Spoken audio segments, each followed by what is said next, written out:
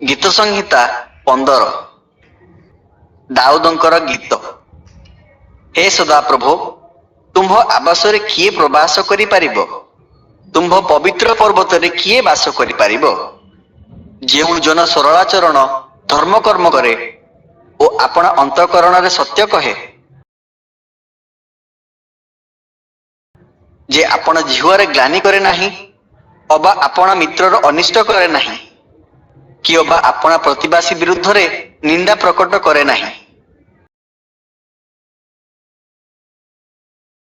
ଯାହାର ଦୃଷ୍ଟିରେ ପାମର ତୁଚ୍ଛୀକୃତ ହୁଏ, ମାତ୍ର ଯେ ସଦାପ୍ରଭୁଙ୍କ ଭୟକାରୀ ମାନଙ୍କୁ ସମାଦର କରେ, ଯେ ଶପଥ କରି ଆପଣର କ୍ଷତି ହେଲେ ହେଁ ତାହା ଅନ୍ୟଥା କରେ ନାହିଁ।